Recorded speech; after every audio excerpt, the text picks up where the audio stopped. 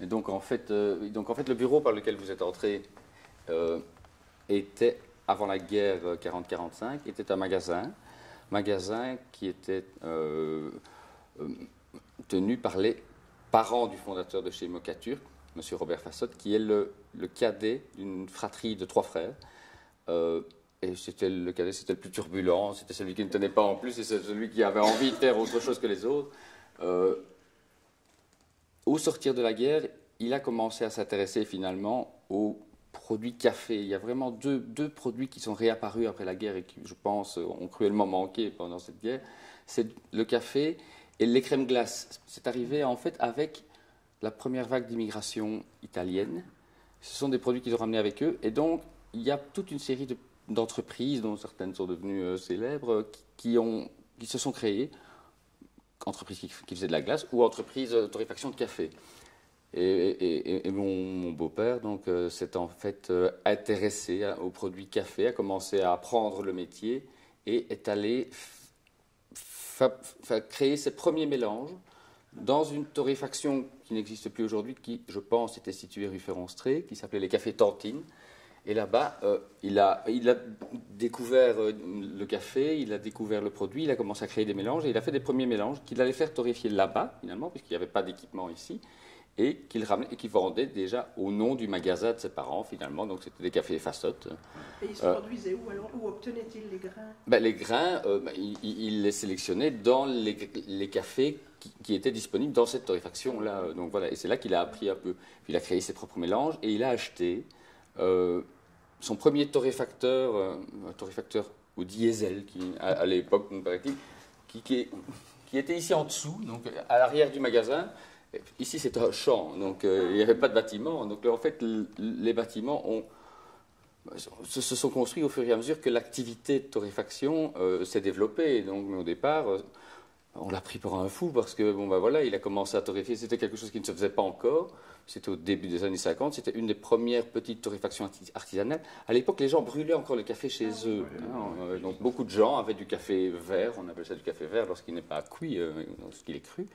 Et il y a encore des gens qui, je pense qu'on a encore c'est un petit cylindre percé de trous, on met une flamme en dessous et on brûle le café, donc ça se faisait un peu. Ici, il a développé un peu industriellement, on va le dire, cette activité de torréfaction de café, a commencé à commercialiser ses cafés dans les établissements Horeca liégeois principalement, puisque c'est toujours resté comme relativement local. Et l'activité a démarré comme ça. Donc, et ça ne s'appelait pas encore Mocaturc? Ça ne s'appelait pas encore Mocaturc. La marque Mocaturc, en fait, préexistait à l'activité. Donc ce n'est pas M. Fassotte qui a créé la marque Mocaturc et son logo. C'est une marque qui existait et qui, pendant la guerre, en fait, donc je pense que c'est un Eupénois qui avait créé cette marque et ce logo. Et pendant la guerre, et d'ailleurs, c'est comique parce qu'on a encore une grosse clientèle dans la région germanophone du pays. Le café Mocaturc a été un produit de contrebande. On a été. Donc, le café, c'était. Oui, c'était. Ça frôlait un petit peu la contrebande. Oui. Pardon? Ça frôlait un peu la contrebande en général. Ah, mais ça frôlait complètement la contrebande parce que c'est un produit qu'on ne trouvait plus. Donc, et c'est un produit, en fait, qui permettait, lorsqu'il était vendu en contrebande, qui permettait de générer des fonds qui servaient à soutenir la résistance. Donc, on a un peu appris ça. Mon beau-père n'avait plus tous les souvenirs. On a été contacté il y a quelques années par la télévision allemande, ARD, parce que un monument a été érigé à la frontière allemande en hommage finalement à tous ces contrebandiers qui ont apporté des fonds à la résistance. Et la statue, on était invité avec mon épouse à l'inauguration et malheureusement on n'a pas su y aller parce qu'on avait d'autres choses à faire. Et donc la statue représente en fait un contrebandier qui a un bandeau un peu comme ces trucs qui peuvent servir à porter les bébés, je ne sais pas comment ça s'appelle. Et dans ce linge, en fait, on cachait, et donc il y a une statue à la frontière qui fait.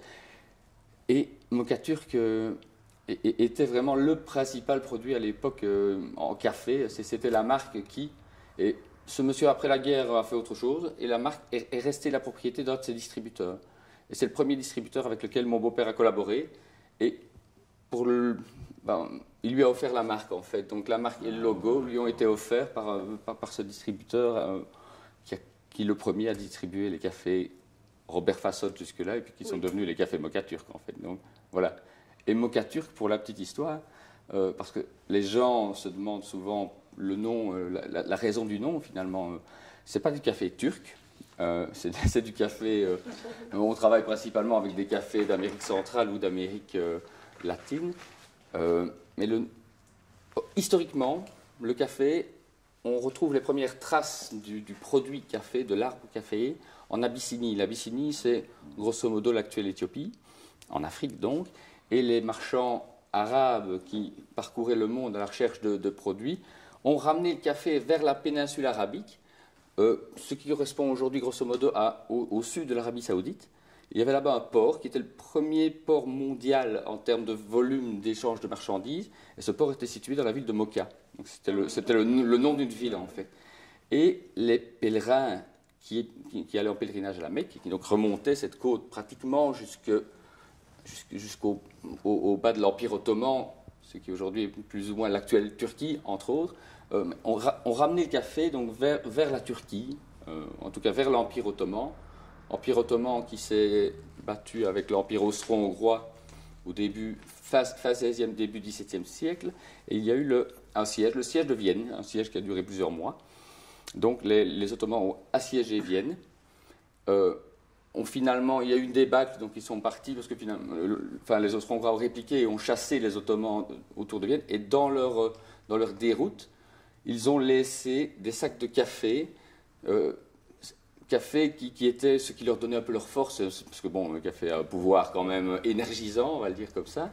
Et c'est comme ça que le café est arrivé, on pourrait dire à l'actuelle Europe de l'Ouest, finalement, donc en Autriche, où se sont ouverts les premiers bars, les premiers bars à café, donc des endroits où on servait du café. L'empereur autrichien en a offert au roi de France de l'époque.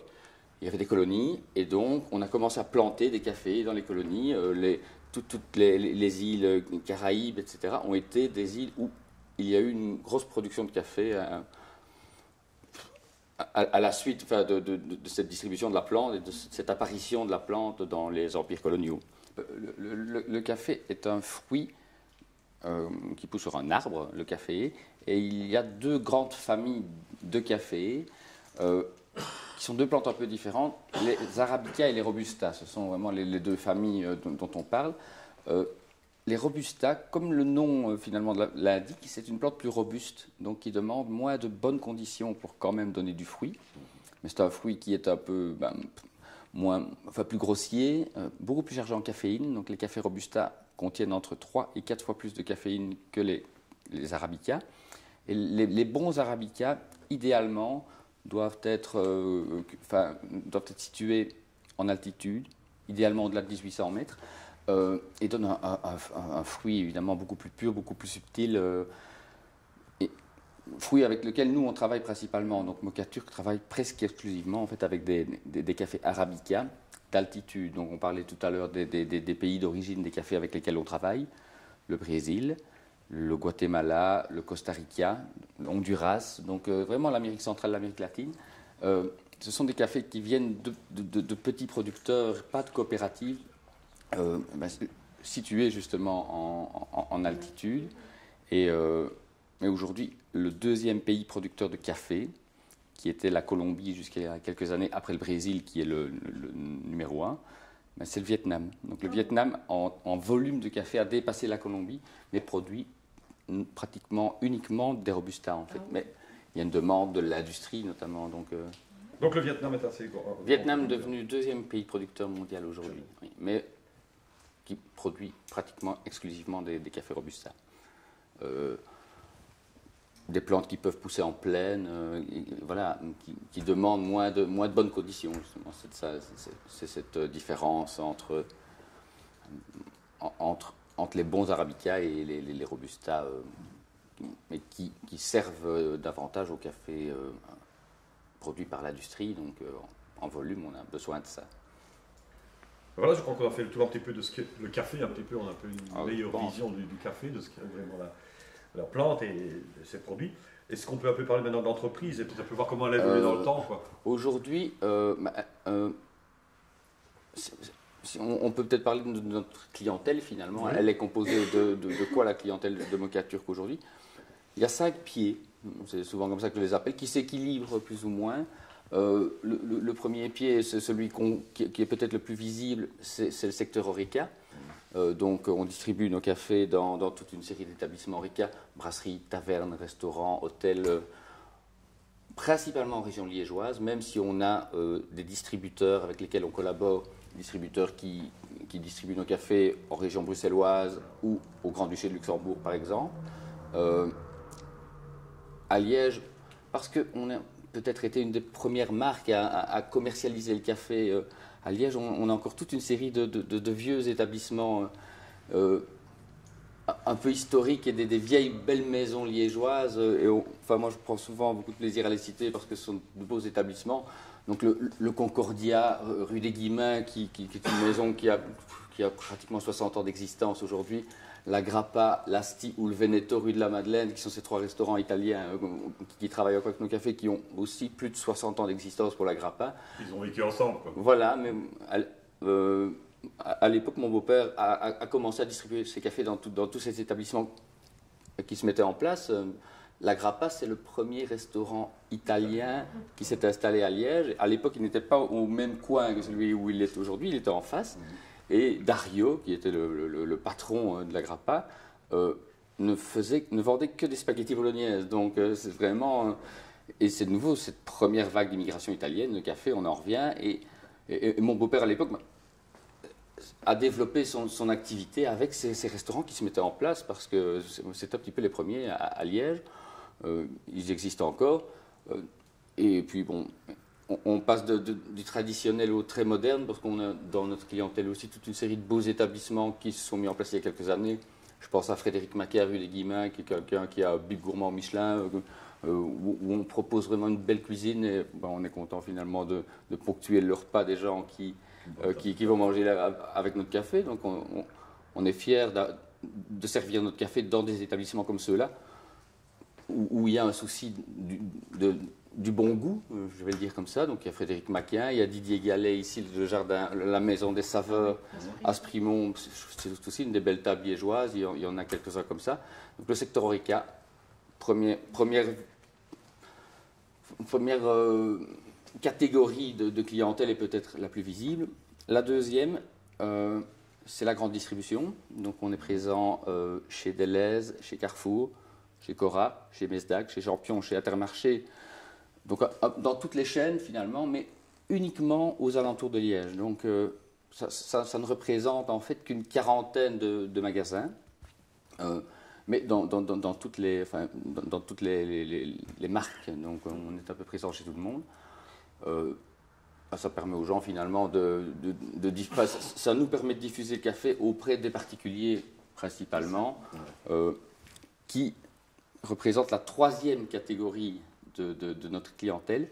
Donc on a toute une série de particuliers qui viennent encore acheter leur café au bureau finalement, parce qu'on n'a plus de magasin aujourd'hui. Donc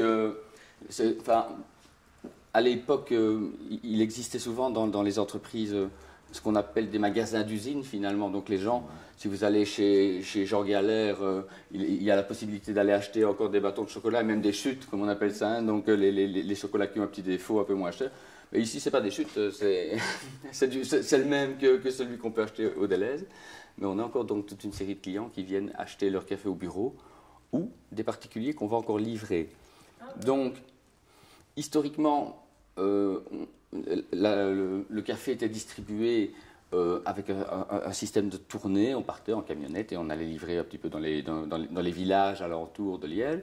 Et on continue à le faire. Donc, de moins en moins de gens se font encore livrer des marchandises à domicile, mais on a des clients qui achètent nos cafés depuis les années 50. Donc, il m'arrive d'aller chez Madame Noël. Madame Noël, elle a 87 ou 88 ans, elle habite à Butchenbach.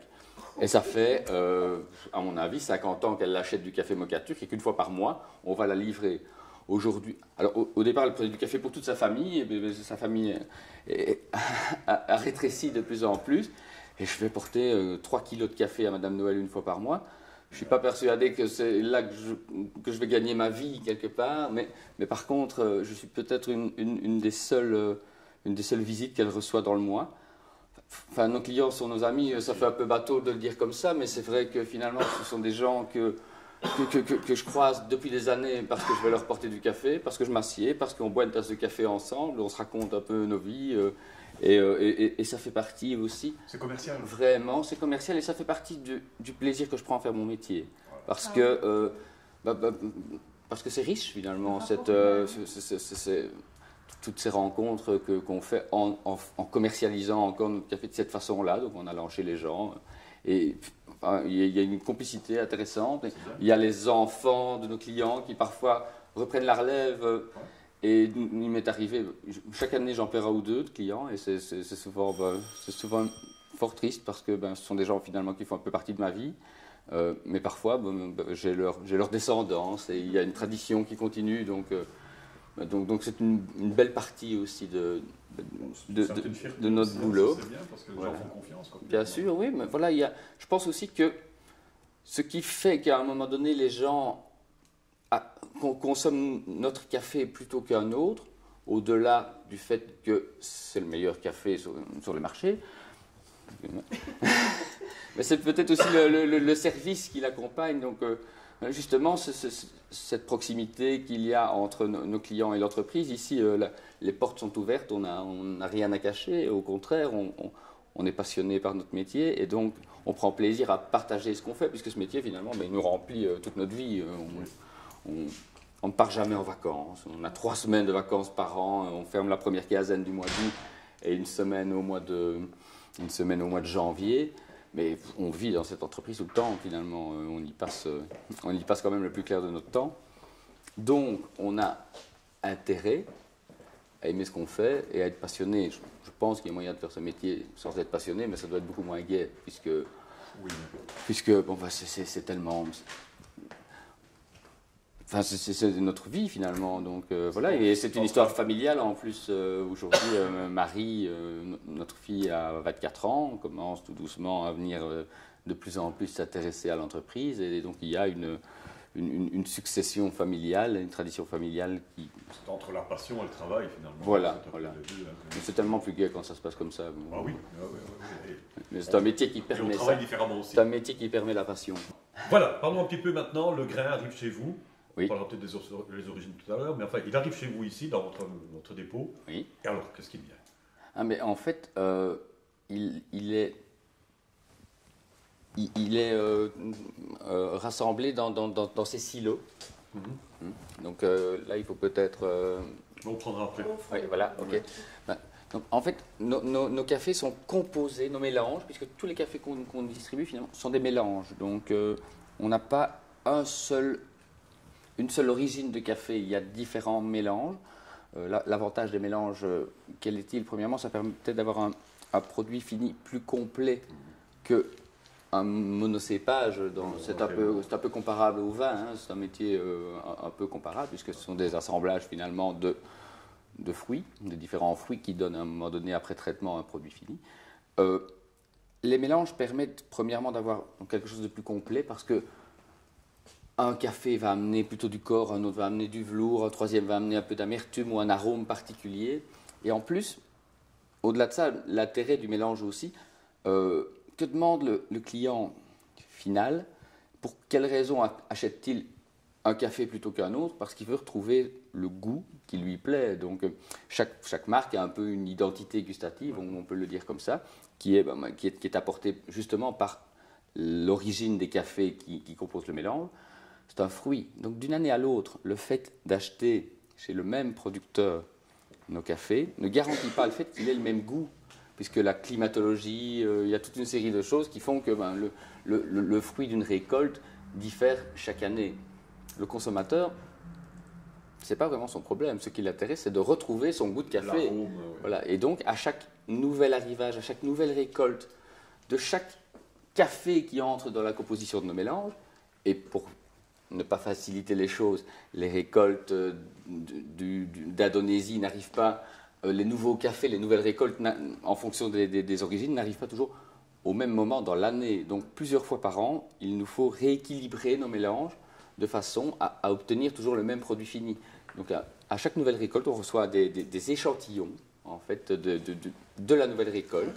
Et nous avons dans un petit labo qui se situe à l'arrière des bureaux, un tout petit torréfacteur de 50 grammes où on torréfie pur chacun des nouveaux arrivages qu'on reçoit.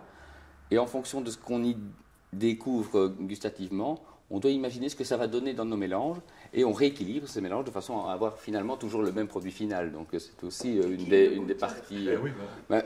Françoise, la fille du fondateur, elle est tombée dedans quand elle était petite, puisque finalement elle a toujours connu la torréfaction, elle est née dedans. Et elle goûte les cafés avec son père depuis toujours.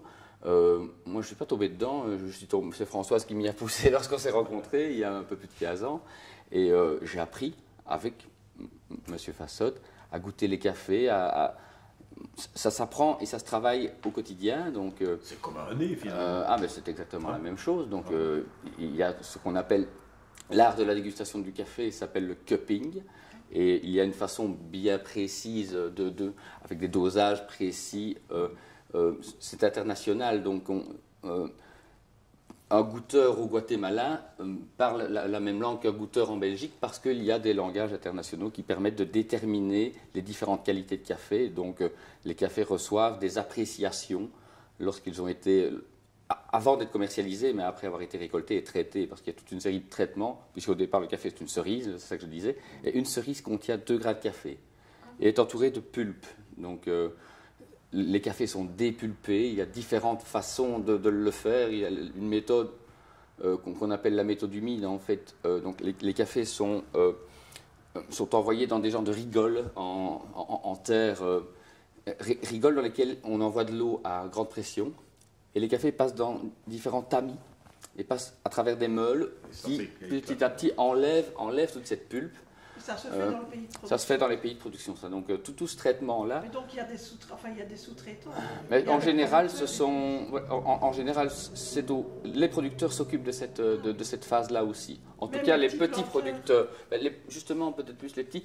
Il y a des coopératives évidemment, puisque parfois cette étape-là du traitement du grain, il n'y a pas besoin que ça se fasse chaque fois à la production. Donc c'est la raison d'être de coopératives. Nous, on travaille encore beaucoup avec des cafés de producteurs, donc ils ne passent pas en coopérative, parce que lorsqu'ils passent en coopérative, ils sont parfois mélangés. Donc, si on veut vraiment travailler avec une qualité bien précise de café, ce que nous, on essaye de faire, on doit travailler avec le producteur directement, ce qui est notre cas, notamment pour un café particulier qui rentre dans la composition de nos mélanges, café qui est produit au Guatemala.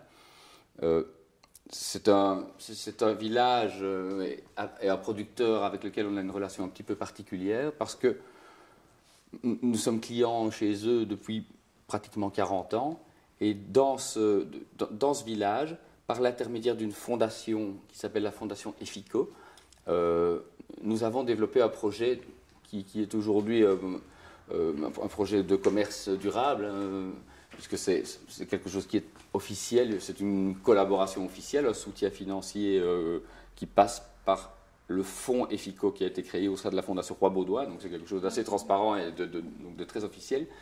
On a versé depuis 2004, année de l'officialisation du projet, début de la collaboration, environ 85 000 €. Donc on en est fiers, à notre petit niveau, puisqu'on est une petite entreprise, c'est pas mal. Et cet argent a servi au départ à créer une école. Donc on a encore des photos de la pose de la première pierre de l'école. Je pense que la première pierre, c'est le 25 septembre 2003 ou 2004. Le 25 février, il y a une plaque qui est apposée sur ce qui est devenu aujourd'hui une école qui compte 8 classes. Et donc l'argent a servi au départ à ériger l'école. Les dernières années, on a équipé cette école informatiquement.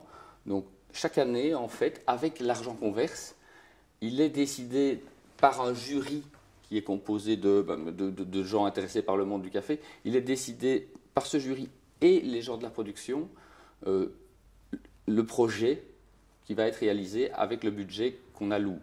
Alors chaque année, il y a un projet qui... Ici, on vient de rentrer dans une nouvelle phase. Donc après les années 2011, 2012, 2013, l'argent a servi d'abord à informatiser. Donc il y a eu l'achat de 10 PC, je pense, des imprimantes, un modem, des réserves de papier pour les imprimantes, des bancs, des chaises pour l'école. Donc on a un détail. Donc c'est vraiment très très détaillé. On sait exactement ce qu'on fait avec nos sous. Donc c'est assez gai. On a le détail. Il y a eu aussi, je pense, ils ont acheté des jeux pour mettre dans la cour de récréation. Et ici, on vient donc de se réengager pour les 3 prochaines années, donc 2014, 2015, 2016. J'ai un folder au bureau qui détaille. Donc, il y a 2 choses. Ils vont créer des potagers. Parce qu'au sein du village, il n'y avait pas vraiment de culture, de légumes. Donc, il y a des potagers qui vont être créés. Il y a aussi des fours qui vont servir à préparer des aliments, des fours avec un système très écologique, donc des fours à bois. Je ne connais pas exactement le système, j'ai une illustration, mais il va falloir, comme ce n'est pas encore fait, je ne sais pas encore à quoi ça ressemble, mais donc c'est réalisé avec des gens sur place qui développent les projets finalement. Donc, ça dure depuis combien de temps ce projet? Officiellement depuis 2004, mais 2004 c'est l'année de la mise en place de cette fondation EFICO. Ah oui. On a peut-être été les premiers clients, on va le dire comme ça, ou donateurs de cette fondation EFICO, pour une raison assez particulière. Et bon, là, on travaille finalement, donc on soutient un projet dans un village où on achète le café. C'est une petite production. Mon beau-père a commencé à travailler à sélectionner finalement le produit de ces producteurs-là, à une époque où la fondation n'existait pas encore. Et comme c'est un petit producteur, la production est limitée. Or, pour s'assurer finalement la priorité des livraisons de ce producteur auprès de Mocaturk, mon beau-père à l'époque versait une prime, donc payait le café un tout petit peu plus cher que ce qu'il ne coûtait, de façon à s'assurer la priorité des livraisons. Et donc finalement, cette prime versée en plus est aujourd'hui devenue, la quote-part est devenue notre soutien, quoi, donc cet argent-là. Vous avez quand même votre mot à dire dans les projets qui sont développés. On fait confiance aux gens, voilà, donc ça se passe entre le jury de la fondation et les producteurs, et ils nous proposent finalement, donc on avait 3 ou 4 projets pour ces 3 prochaines années, il y avait 3 ou 4 projets qui avaient été avancés, on nous les a présentés tous les 4, et finalement... Enfin, nous, ce qu'on a dit, c'est simplement que ce qui leur semble le plus essentiel soit le projet qui soit choisi. Donc, et vous êtes déjà allé voir sur place? Malheureusement pas, non, parce que bon, avec mes 3 petites semaines de vacances par an, dont je vous parlais tout à l'heure, si jamais, je crois que si jamais, premièrement, donc nos vacances d'été, donc la première quinzaine du mois d'août, c'est l'hiver dans les pays producteurs, dans l'hémisphère. Donc il ne se passe pas grand-chose chez les producteurs à cette période-là. Mais par rapport au projet puis en plus, dure toute l'année. Oui, on pourrait y aller, mais je crois que si jamais j'emmène Françoise dans une production de café dans ces 2 petites semaines de vacances annuelles, elle va me couper la tête. Parce qu'on essaye quand même 2 semaines par an de parler d'autre chose que de café, voilà, d'un peu s'aérer l'esprit. Et je voulais aussi demander, ce sont des pays où la stabilité politique n'est pas toujours claire. Voilà. Est-ce qu'il y a quand même une assurance? Non, justement, c'est une petite difficulté que nous avons rencontrée à un moment donné. Lorsque j'ai commencé à travailler avec M. Fassot, il travaillait avec un café produit à Haïti. Haïti. Ouais. Ça va, Vincent, il y a un souci. Pardon. Ça va? Donc, on travaillait avec un café qui s'appelait le Lintout. C'est une qualité de café bien particulière qui était produite à Haïti, qui n'a pas disparu du marché à l'époque c'est un tremblement de terre qu'il y a eu il y a quelques années, catastrophique, dont le pays ne s'est pas encore relevé. Mais une dizaine d'années avant ce tremblement de terre, déjà, le café n'a plus été disponible. Pourquoi? Parce que, vous parliez de situation politique ou économique et de stabilité politique, les armateurs n'ont plus voulu aller charger dans les ports haïtiens parce qu'il y avait énormément d'actes de piraterie. Ah oui. Et finalement, ce pays produisait un café qui était magnifique, mais qu'ils n'arrivaient plus à vendre parce que les armateurs ne voulaient plus finalement aller charger à Haïti parce qu'ils avaient trop de problèmes. Et donc, puisque le café n'a plus été vendu, à un moment donné, ces récoltes sont tombées à rien et ce café a disparu du marché. Donc voilà une difficulté à laquelle on peut être aussi confronté un torréfacteur parce que, de nouveau, il a fallu, on a cherché pendant plus d'1 an un moyen de remplacer ce café qu'on ne savait plus acheter dans un mélange précis où il donnait finalement toute la spécificité du mélange. Il a fallu qu'on triche et il a fallu qu'on trouve, et ça nous a pris 1 an pour trouver de nouvelles recettes et pour que les gens ne s'en rendent pas compte finalement. Donc voilà, c'est aussi les petites cuisines des torréfacteurs. Et on parlait de la chaîne de traitement du café, mais on a un petit peu court-circuité les choses. Oui. Donc après le dépulpage, voilà, donc après le dépulpage, qui se fait donc soit selon cette technique que j'expliquais tout à l'heure brièvement, donc c'est rigole avec de l'eau et c'est meule ou le café. C'est la technique dite humide. Il y a une autre technique qui est la technique dite sèche. Les cafés sont étalés sur des dalles au soleil et la pulpe qui enrobe finalement les 2 grains de café sèche. Et après, ça passe une fois que c'est suffisamment sec, les cafés passent dans des agitateurs qui font tomber la pulpe. Mais là, de façon... C'est parce qu'elle est sèche qu'elle tombe et qu'elle quitte le fruit. Et donc, ce sont les 2 principales manières de traiter le fruit entre le moment où il est encore dans sa pulpe et le moment où on obtient le grain de café. C'est ce qui fait toute la différence de prix entre les 3000 cafés qui sont grosso modo disponibles sur le marché. C'est d'une part, au-delà de la situation géographique, Robusta, Arabica, la situation géographique, le sol donne toutes les différentes possibilités d'arômes finalement qu'on a, la terre, etc. La récolte, il y a 2 grandes façons de récolter le café. Il y a une méthode qui s'appelle le stripping, qui consiste à enlever tous les fruits de la branche en une fois. Il y a une autre façon de faire qui s'appelle le picking. Et de nouveau, pour le raisin, c'est un peu la même chose avec le vin, où on va uniquement chercher les fruits mûrs et où parfois on passe 2-3 fois pour faire les récoltes manuellement. Les récoltes se font encore presque exclusivement manuellement parce que c'est très compliqué avec des machines. L'industrie aujourd'hui commence à créer des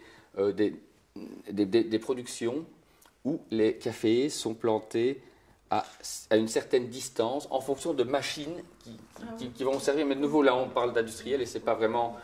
ce qui se passe lorsqu'on fait ça, on abîme tout le sol parce qu'évidemment, on retourne le sol, on plante des cafés et puis un jour, s'il y a des catastrophes climatiques, des orages, etc., mais comme le sol a été abîmé, on a des glissements de terrain, ce genre de choses, donc voilà, ce n'est pas la plus noble façon de traiter finalement le café. La différence de prix était énorme. Voilà, oui, mais évidemment, et c'est ça qui fait qu'un café peut avoir l'un ou l'autre prix.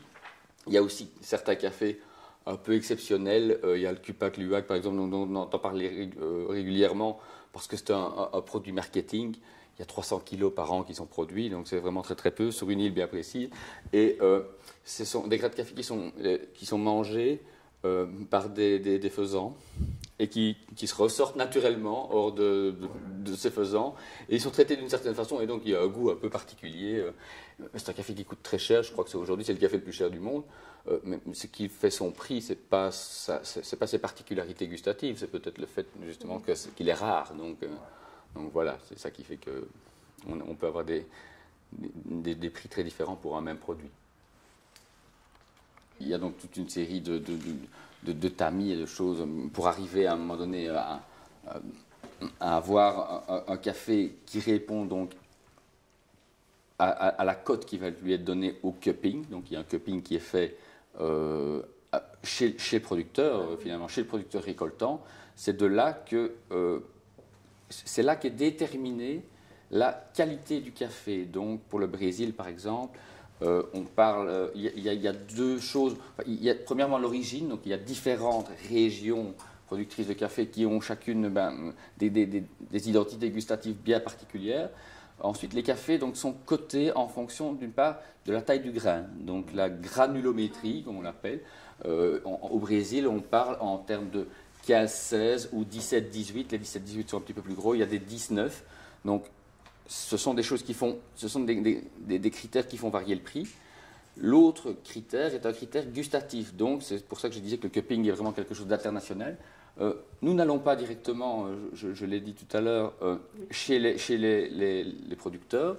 Nous achetons nos cafés par l'intermédiaire de négociants. Donc les négociants sont finalement les gens qui font l'intermédiaire entre les producteurs et les torréfacteurs. Ils savent, puisque ça fait 50 ans qu'on travaille avec les mêmes, ils savent ce qu'on recherche. Donc il y a une présélection qui est établie par eux. Et donc, mais ils nous envoient quand même à chaque nouvelle récolte des échantillons en nous demandant si ça nous convient. Donc, c'est dès la fin de la récolte et du traitement du café que les cafés sont déterminés. On parle de... Lorsqu'ils goûtent le café, ces négociants et ces producteurs, ils donnent des cotes. Pour le Brésil, on parle de good cup ou de fine cup. Le fine cup est un café qui ne doit rejeter aucune amertume lors de la dégustation, alors que le good cup... Donc, voilà, c'est assez précis, c'est un travail de professionnel et qui va faire aussi que les cafés ont des prix un peu différents. Donc, au-delà des problèmes de production mondiale qui peuvent survenir en fonction du climat, on a parlé tout à l'heure de la sécheresse qui pour le moment touche le Brésil, et qui fait qu'il va y avoir probablement un manque de production par rapport à la demande mondiale. Au-delà de ça, en plus, certains cafés, notamment les cafés un peu nobles et subtils avec lesquels nous on travaille, ne représentent déjà qu'un très petit pourcentage de toute cette production mondiale. Donc très vite, les prix peuvent varier, puisque c'est un produit qui est soumis à une spéculation intensive de la part des mouvements, enfin des financiers, des grands financiers de notre monde. Justement, on va parler de la production, mais au niveau du produit fini, il y a une concurrence. Non, concurrence, est-ce qu'elle est forte, d'abord? Concurrent, enfin, j'ai souvent tendance à dire qu'il y a de la place pour tout le monde, je crois. Bon, voilà.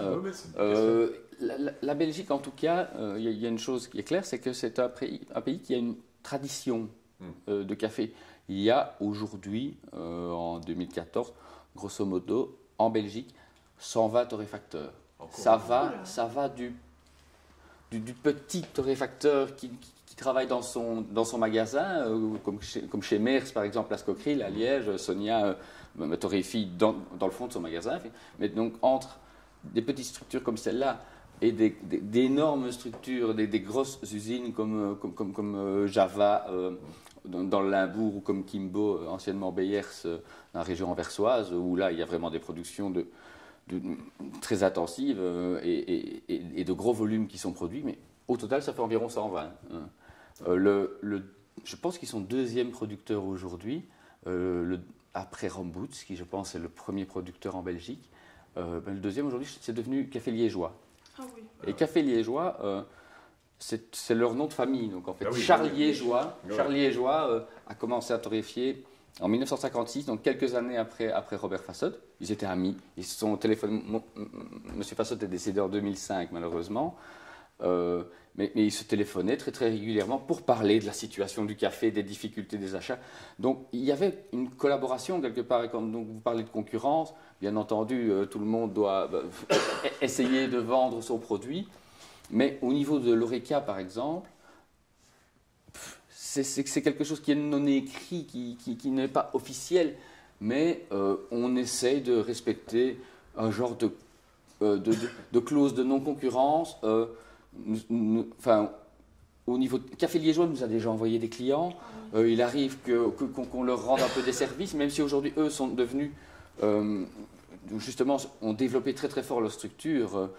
Ils sont devenus vraiment de grands industriels qui exportent la majorité de leur production. Ils sont présents un peu partout dans le monde, au Qatar, je pense qu'ils ont un coffee corner à Moscou. Donc ils ont été, puisqu'ils ont pris finalement le chemin de l'industrialisation, ça les oblige à se développé sans cesse, donc c'est devenu une structure beaucoup plus... Alors que nous avons plutôt fait le choix de rester plus artisan et de garder une structure plus petite. C'était le choix de M. Passot, donc il avait envie, sa priorité, c'était vraiment la qualité de ses produits et de son service, et bon, il n'a pas développé sa structure comme d'autres le font. Donc, mais il y a concurrence, Non, mais oui et chacun va non, retrouver son goût, quoi. voilà, mais Luc Damblon, qui est le patron de la torréfaction Grand-Duc à Bressou, une torréfaction qui est principalement active dans l'Oréca, mais si un restaurateur de Beaufailly lui téléphone pour lui demander ses conditions pour livrer du café, Luc Damblon va dire à cette personne, écoutez, vous avez la torréfaction McArthur qui est à côté de chez vous, adressez-vous à David Miaton. Voilà. Et dans l'autre sens aussi, si j'ai un client de chez Grand-Duc qui me téléphone en me disant, j'aimerais bien que vous me présentiez vos conditions parce que si c'est moins cher, ça m'arrange. Je lui dis, je suis désolé, si vous êtes un client de chez Grand-Duc, je ne viendrai même pas vous présenter mes conditions parce que je refuse de travailler, de concurrencer Luc, qui est un ami. Et voilà. Donc, c'est exceptionnel voilà. Avec la compétitivité qu'on voit partout. Oui, mais il y a quand même... je pense que premièrement, tous les acteurs et du monde du café n'ont pas cette valeur-là. Mais il existe quand même encore entre les anciens, je veux dire. Et moi, je ne suis pas un ancien, mais j'ai appris avec l'ancien et j'ai connu j'ai connu cette ancienne génération et elle nous a transmis des valeurs comme celle-là, qui ne sont pas aujourd'hui les valeurs de tous les acteurs de notre secteur, mais enfin, il y a quand même encore quelque chose. Donc, en tout cas, nous, on essaye de conserver ça, parce que je pense que c'est... De nouveau, je parlais de passion tout à l'heure, c'est tellement plus agréable de travailler dans une atmosphère avec une philosophie comme celle-là que il y a suffisamment de conflits. Que l'outil reste en place finalement, hein. C'est grâce à ça que probablement, parce que c'est vrai que si jamais les gens ne faisaient plus leur choix qu'en fonction de celui qui est le moins cher ou celui qui est le premier devant sa porte, on n'est pas toujours les premiers devant la porte. Voilà. Mais c'est pour ça que je dis qu'il y a de la place pour tout le monde, parce que chaque structure, chaque marque a finalement des arguments qui jouent en sa faveur et qui font qu'à un moment donné, les gens orientent leur choix. Il y a un côté régional aussi, donc on aime travailler avec un café qui est produit dans la région d'où on est issu. C'est quelque chose qui revient un peu au goût du jour. Je vois 2 ou 3 petits arguments qui me semblent avoir été des raisons de choix au niveau alimentaire. Il y a une dizaine d'années, on a beaucoup mis en avant les produits bio. Le commerce équitable est devenu quelque chose qui aujourd'hui n'est plus négligeable et il existe même au sein de certaines entreprises des codes. Je sais que chez Etias, par exemple, pour tous les produits qui sont distribués dans leur bâtiment, et notamment le café, il y a une règle qui impose, finalement, une charte qui impose l'achat de produits équitables lorsque c'est possible. Donc, Etias peut négocier avec n'importe quel torréfacteur, mais une condition, c'est que le café soit équitable. Nous servons aujourd'hui tous les centres de transfusion sanguine de Wallonie.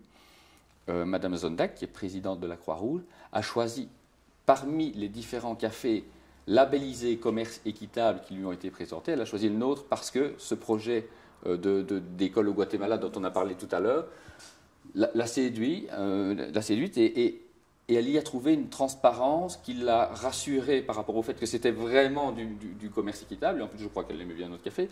Et donc, c'est la raison pour laquelle on a été choisi. Aujourd'hui, il y a un 3e critère qui est un peu à la mode. C'est le critère, on appelle ça l'indice carbone.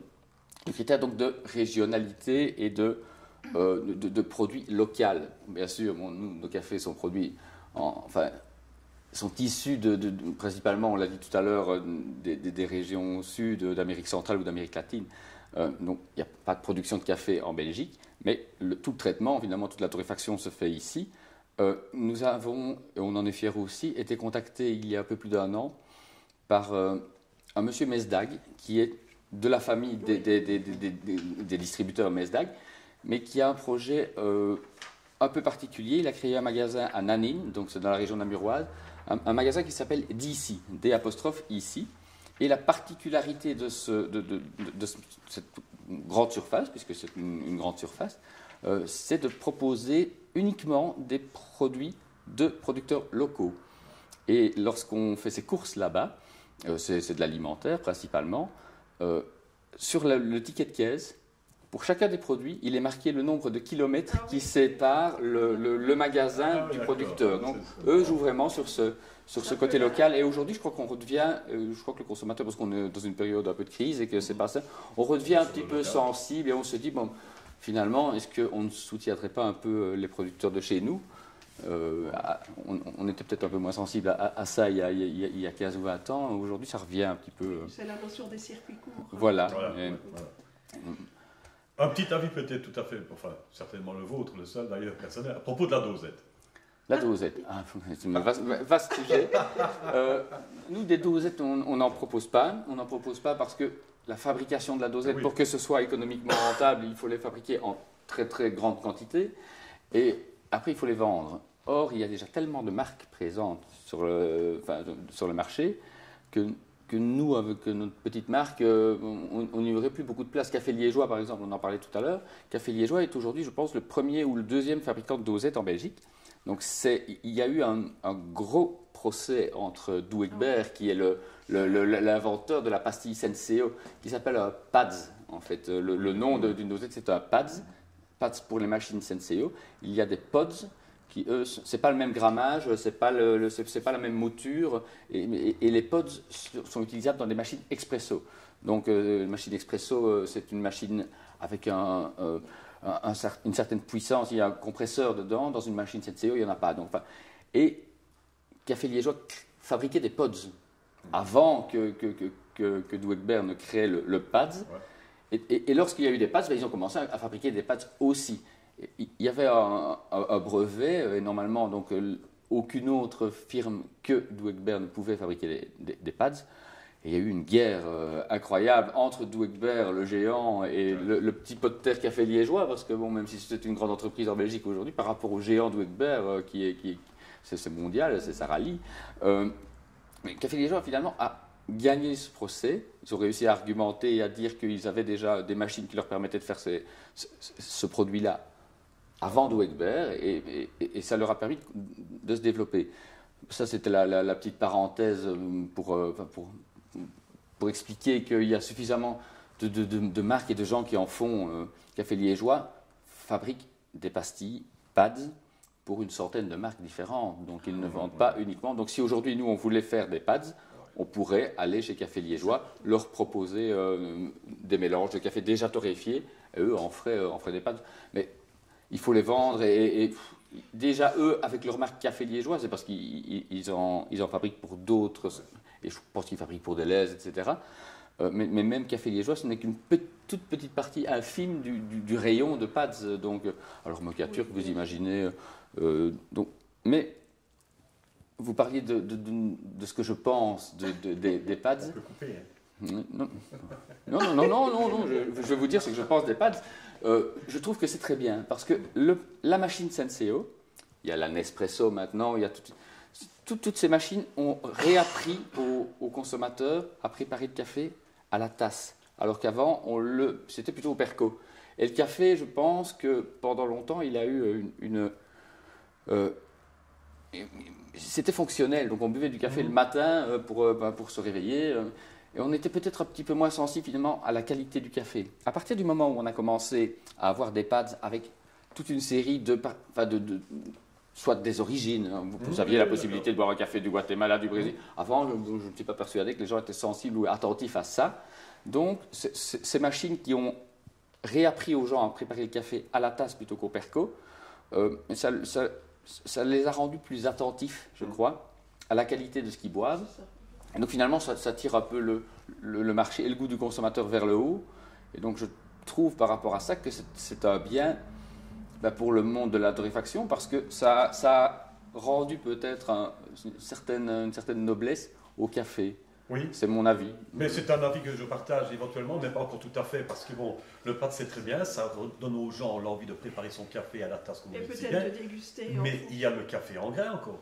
Ah oui, mais nous, et voilà, donc C'est au niveau du particulier. c'est l'alternative qu'on propose aux gens qui nous demandent. Vous avez dosé vraiment Avez-vous votre des café. dosettes? Avez-vous Non, mais par contre, nous commercialisons aujourd'hui des machines automatiques, machines donc qui disposent d'un moulin qui est intégré finalement d'un moulin, puis il y a un compresseur. Donc ces machines transforment le grain de café en café directement.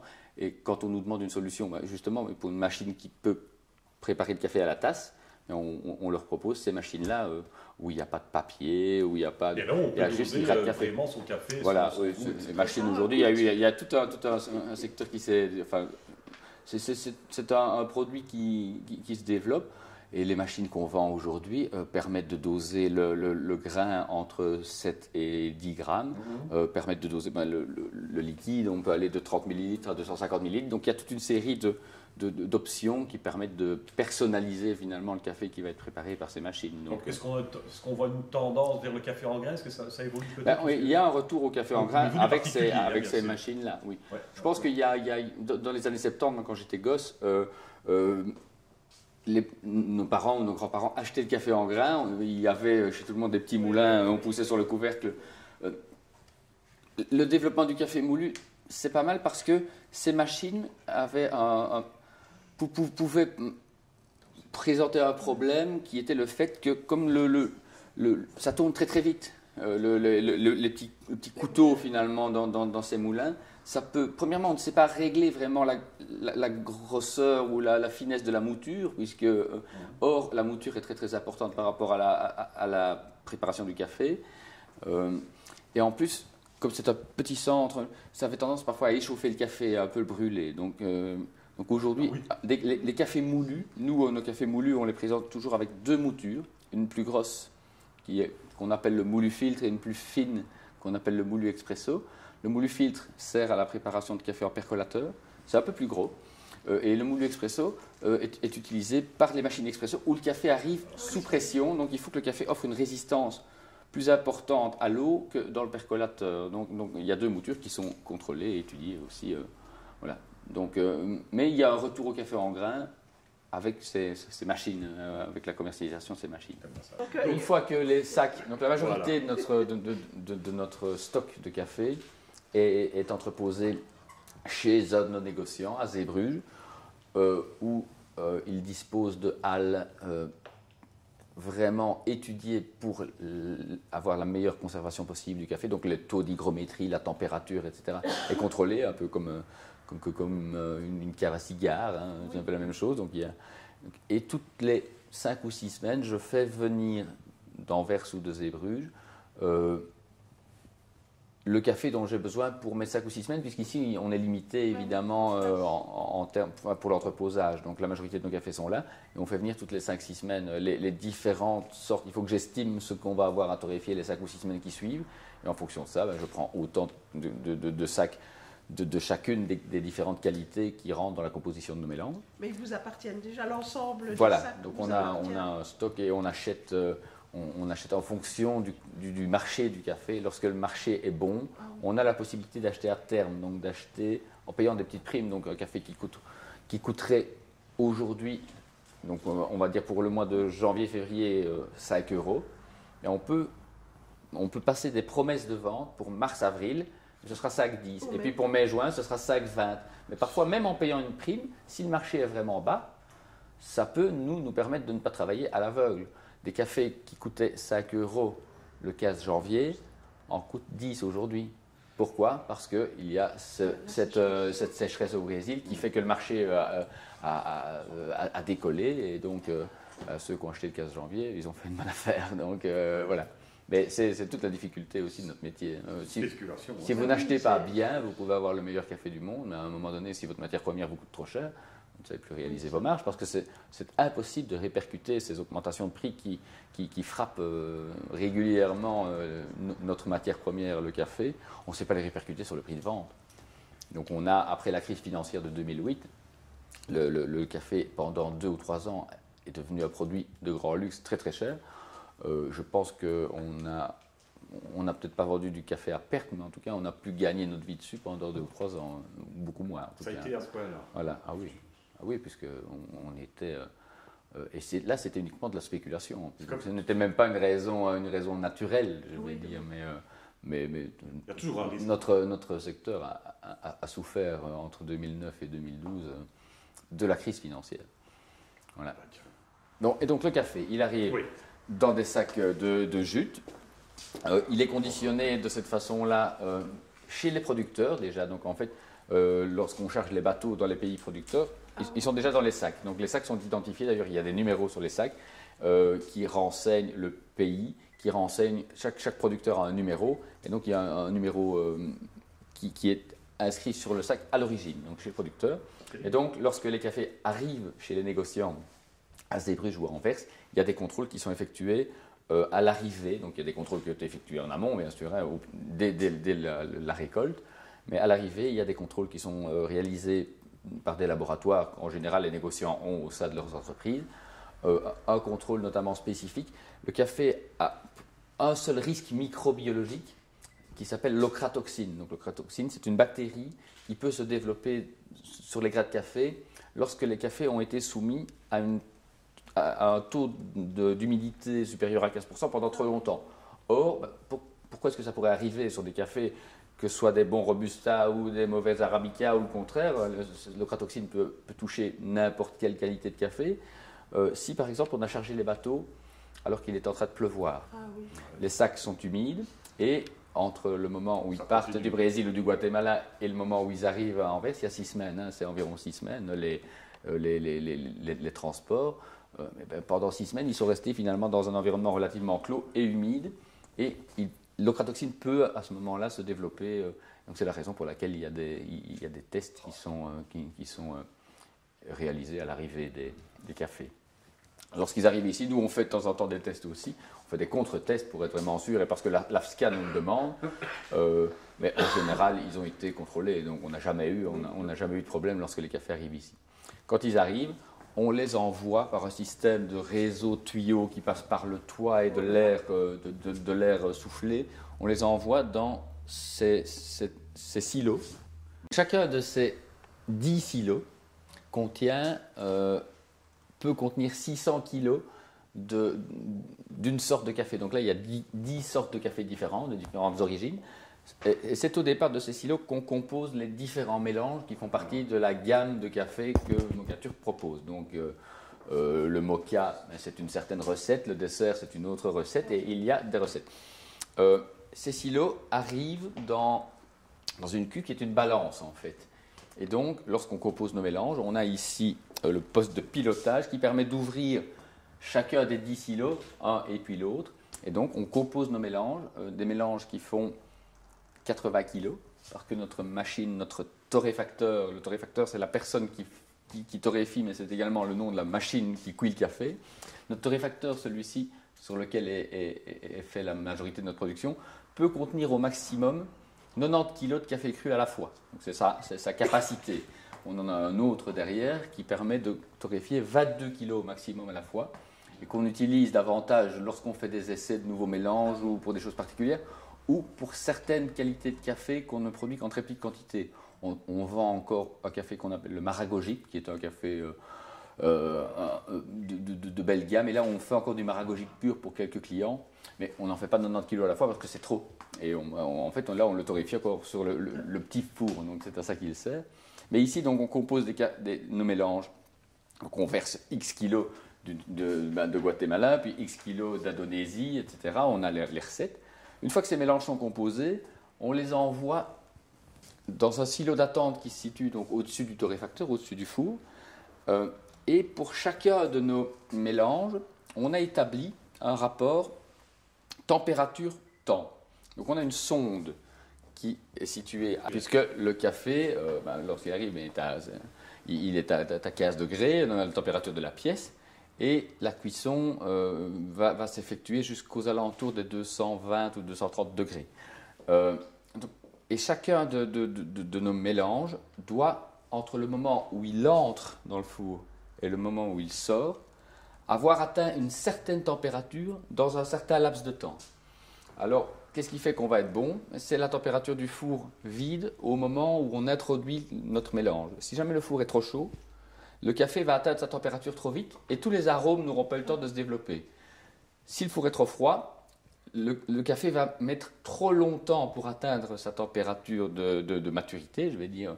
Et à ce moment-là, si la torréfaction a duré trop longtemps, il y a toute une série d'arômes qui vont disparaître. Donc, et c'est un des compliments que nous font souvent nos clients, c'est que notre café est régulier. Donc, il est régulier pourquoi? Parce que premièrement, on est fort rigoureux au niveau de la sélection des cafés. Et je vous ai parlé tout à l'heure du rééquilibrage finalement de nos mélanges à chaque nouvelle récolte.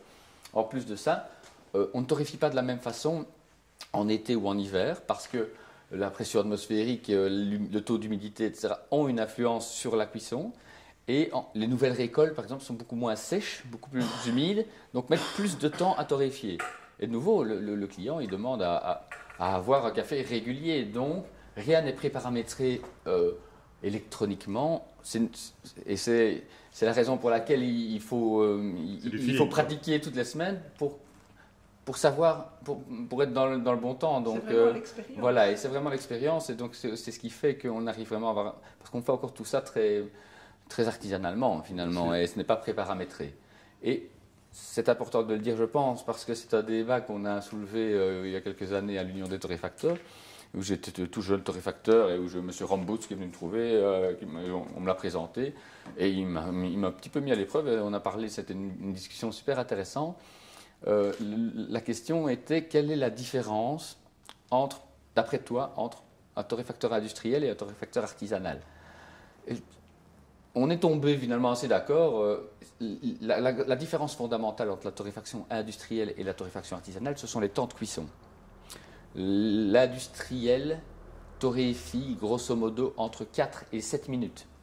C'est-à-dire qu'entre le moment où le café rentre dans le torréfacteur et sort, il se passe 4 ou 7 minutes. L'artisan, on est plutôt aux alentours du quart d'heure. Nous, notre temps de cuisson varie en fonction des différents mélanges, mais c'est établi aux alentours des 14 ou 15 minutes. Un grain de café, c'est 300 composants chimiques qui, pendant la torréfaction, ont plus de 1000 interactions entre eux. Donc il se passe un truc chimique assez incroyable. Il double de volume, mais il perd 20% de poids. Donc avec 1 kg de café vert, vous ne faites que 800 grammes de café torréfié. Et il se passe toute une série de choses. Et cette cuisson se fait toujours de la même façon, que ce soit chez l'industriel ou que ce soit ici plus petit. Donc, chez Café Liégeois, ils ont le même torréfacteur que ça, enfin c'est le même système, sauf que eux, c'est pas un 90 kg, on sait mettre 1,5 tonne de café dedans à la fois, ou 1000 kg, ou 800, donc les appareils sont beaucoup plus grands. Mais c'est toujours un système continu. Donc, il y a toujours un mélange qui attend d'être cuit, il y en a un qui cuit, et il y en a un qui est dans cette partie ici, qui est le refroidisseur. Donc, le café, lorsqu'il est torréfié, à un moment donné, au-delà de 190 degrés, en fait, le café devient exotherme, c'est-à-dire qu'il y a une phase d'autocombustion. Le café, donc, au départ, est chauffé, donc ici, il y a des rampes de gaz qui alimentent le four et le font chauffer. Jusqu'à 190 degrés, le café, pour se développer, a besoin de chaleur extérieure. Au-delà de 190 degrés, ce micmac chimique et toutes ces interactions entre les éléments du café fait que le café est en autocombustion, donc il devient exotherme, donc il produit sa propre chaleur. Il produit sa propre chaleur et doit absolument être refroidi à un moment donné, sinon il s'enflamme. Donc le café, à un moment donné, et on a eu une fois une panne d'électricité alors que le café était pratiquement au terme de sa cuisson. Et donc on a manuellement sorti le café, parce que les machines se sont arrêtées, et il a fallu le dégager dans des containers métalliques où on l'a brassé, on l'a mis à l'extérieur, on l'a brassé pour essayer de le refroidir, parce qu'il continuait à cuire. Il continuait à cuire et il allait brûler. Donc ça a été un peu la panique. Et je pense que pratiquement tous les torréfacteurs ont connu un incendie un jour, parce que, voilà. Notre refroidisseur est un refroidisseur à air. Donc, comme le processus de torréfaction chez nous prend environ 15 minutes, on a le temps de suffisamment laisser refroidir le café et le dégager finalement du refroidisseur avant que le suivant n'arrive. Chez les industriels, comme on est entre 4 et 7 minutes et que ça va plus vite et que c'est le même principe, ils n'ont pas le temps. Donc comment est-ce qu'ils font pour refroidir le café? Ils injectent en fin de processus, ils injectent de l'eau, un petit peu d'eau, dans le torréfacteur. Ça lui donne un coup de froid, ça tue un petit peu les arômes et ça a un avantage, c'est qu'il faut un petit peu moins de café pour faire 1 kilo parce que ça l'alourdit un petit peu. Donc il y a des normes européennes bien précises. Mais donc les cafés industriels, et c'est là vraiment la grande différence, donc, parce que les temps de cuisson sont différents, sont refroidis en partie avec de l'eau, ce qui n'est absolument pas notre cas. Donc c'est un petit peu ça la différence.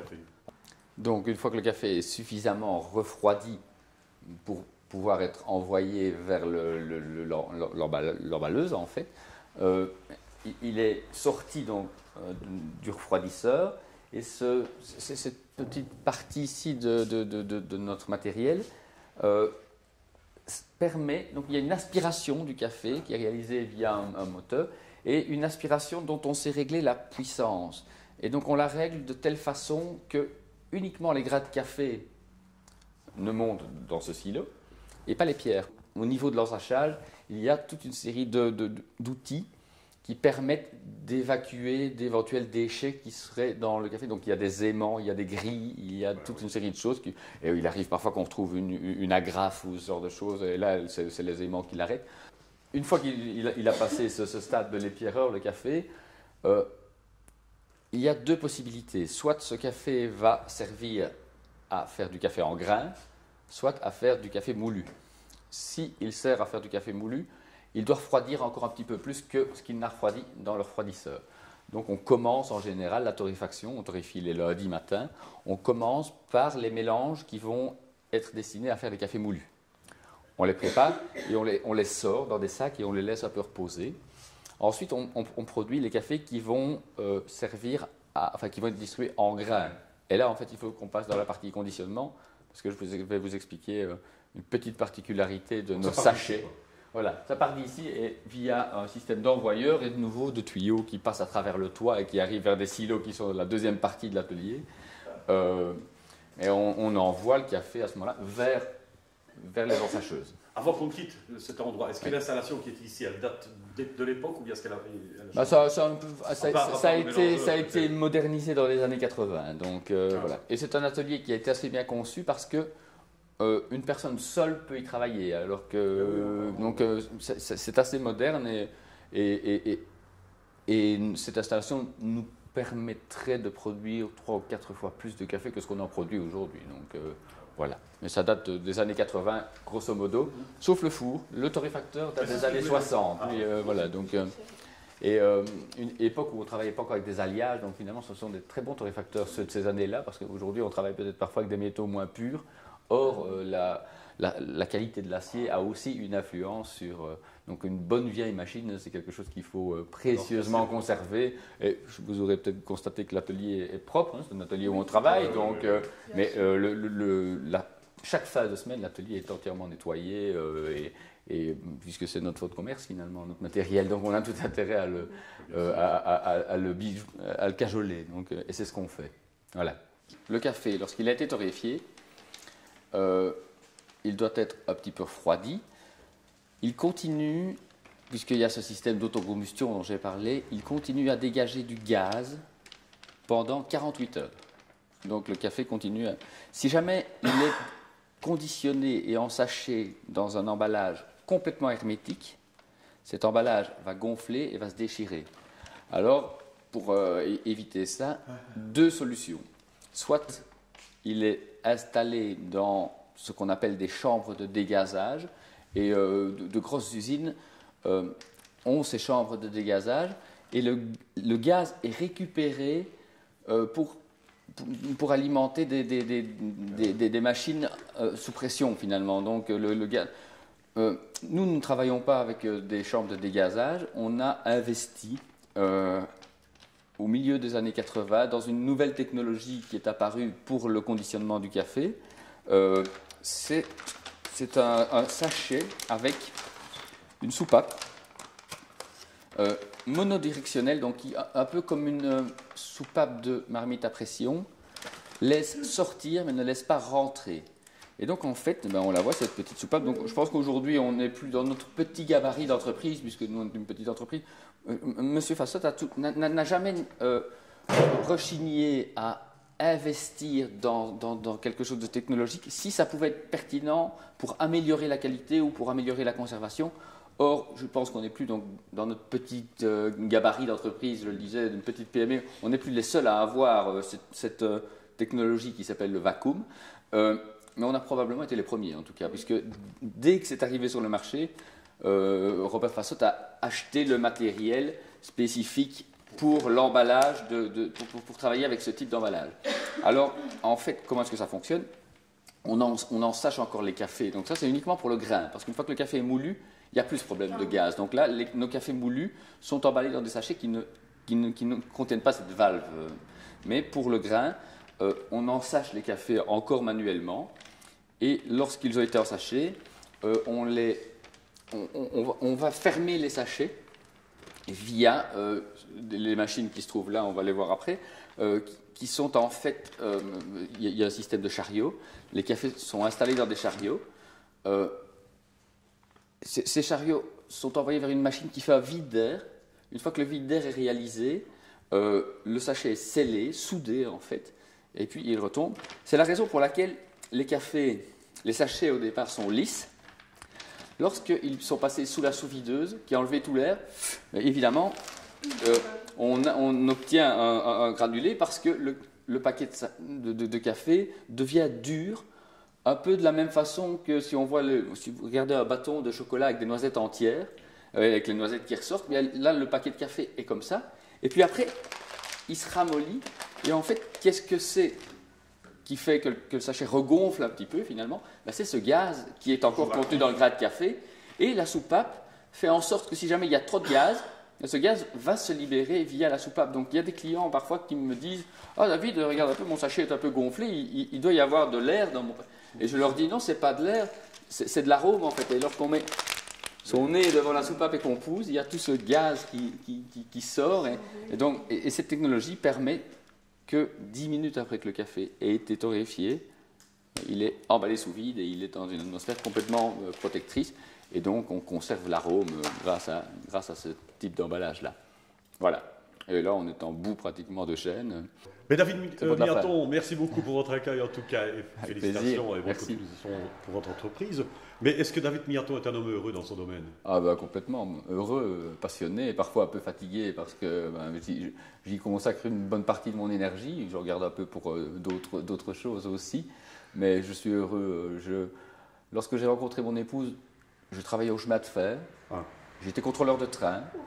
Et c'est un métier agréable parce que je rencontrais plein de gens, mais il s'est avéré qu'à un moment donné, il y avait peut-être besoin de moi ou d'une personne supplémentaire chez Mocatur, lorsque j'ai rencontré Françoise, que j'ai épousée.